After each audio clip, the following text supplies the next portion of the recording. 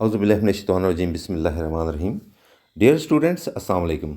मैं हूं आपका होस्ट इमरान कंबो और आज मैं आपके लिए जिस टॉपिक पर वीडियो ला रहा हूं वो है BODMAS rule. For this first of all we will learn for what the abbreviation BODMAS stands for. The first alphabet of BODMAS stands for brackets. Brackets की 4 types होती हैं। First type of brackets को बोलते हैं बार bracket और इसको line bracket भी कहते हैं।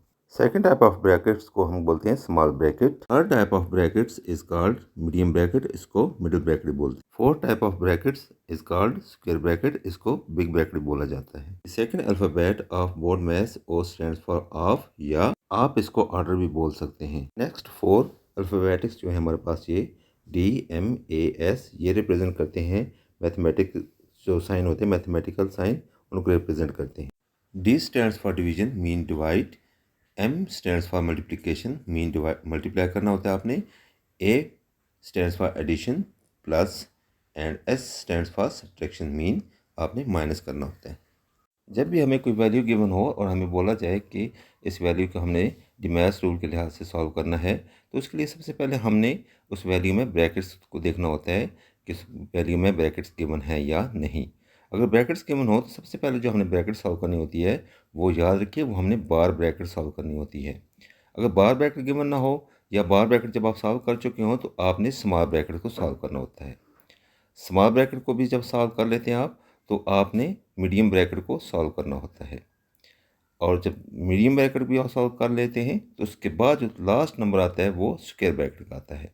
अब जब चलते हैं हम मैथमेटिकल ऑपरेशंस की तरफ, तो इन ब्रैकेट्स के अंदर भी या आउटसाइड द ब्रैकेट्स जब भी कोई हमें ऑपरेशन गिवन होते हैं, चाहे वो ब्रैकेट्स के अंदर हों चाहे ब्रैकेट्स के बाहर हों, तो याद रखिएगा जो हमने सबसे पहले ऑपरेशन करना होता है, ऑपरेटर जो जिसको हमने सॉल्व करना होता है वो डिवाइड का ऑपरेटर हमने सबसे पहले सॉल्व करना होता है। उसके बाद हमने मल्टीप्लाई का ऑपरेटर सॉल्व करना होता है और मल्टीप्लाई का ऑपरेटर सॉल्व करने के बाद हमने एडिशन का थर्ड नंबर पे हम एडिशन को सॉल्व कर सकते हैं। फोर्थ नंबर पे हम जाकर हम सब्ट्रैक्शन का जो ऑपरेटर होता है वो हम सॉल्व कर सकते हैं।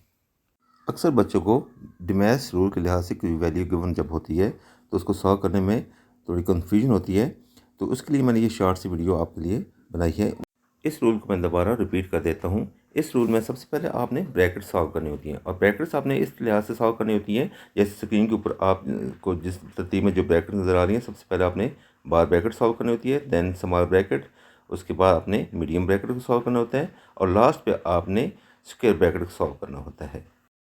इसी तरह आपने मैथमेटिकल साइंस जो होते हैं, चाहे वो ब्रैकेट्स के अंदर हों चाहे ब्रैकेट्स के बाहर हों, वो इसी तरतीब से सॉल्व करने होते हैं कि सबसे पहले आपने डिवाइड का जहाँ पे साइन होता है बिटवीन द टू वैल्यूज़, जहाँ पे डिवाइड का साइन होता है आपने डिवाइड का साइन सॉल्व करना है। उसके बाद जब आप डिवीजन कर चुके होते हैं तो आप मल्टीप्लाई आपने सॉल्व करना होता है।